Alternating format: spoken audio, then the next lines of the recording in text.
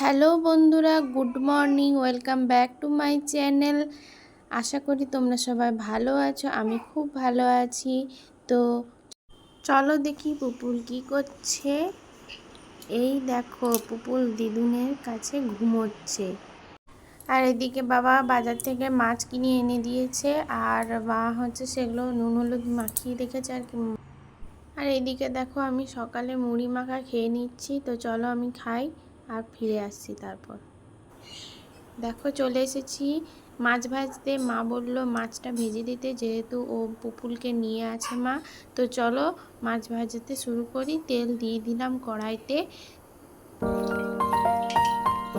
তারপর একটা একটা মাছকে তেলে দিয়ে দিলাম।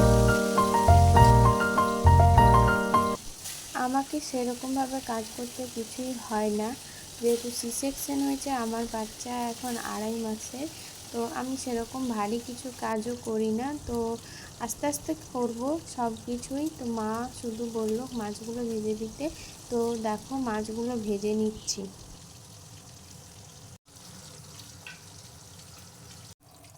এবার মাছ ভাজা হয়ে গেছে, মাছগুলোকে তুলে নিচ্ছে এক একটা করে প্লেটে। আর এদিকে দেখো মাও চলে এসছে রান্নাঘরে রান্না করতে। তো এদিকে দেখো কুমড়োর তরকারি হচ্ছে মাছের মাথা দিয়ে। এখন দেখো আমি দুপুরে লাঞ্চ করতে বসে গেছি। আর দুপুরের লাঞ্চে ছিল মেনু মাছের ঝোল, কুমড়োর তরকারি আর কাল্লা ভাতে। চলো আমি খেয়ে নিই, তারপরে আস। দেখো আমি রেডি হয়ে গেছি। খাওয়ার পরে আমি এখন আরও ব্লগ শুরু করলাম। তো দেখো ঘড়িতে বাজে 7টা। তো মা এখানে পুপুলকে নিয়ে আছে। কোথায় যাচ্ছি চলো সবটাই তোমাদেরকে বলবো।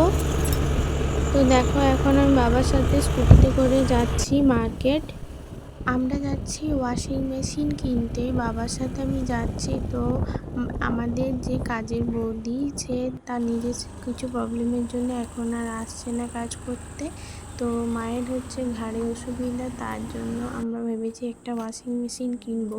তো সেই জন্য দোকানে এসেছিলাম, কিন্তু সেরকম স্টক এখানে নেই। তো আমরা তাই বেরিয়ে পড়লাম। আর পুপুলকে রেখে এসেছি, তাই আজকে আর দেখলাম না। তো বাড়ি ফিরে যাচ্ছে, আর ফেরার পথে আমার ব্লাড রিপোর্ট করতে দিয়েছিলাম, সেটা হচ্ছে নিয়ে নিলাম।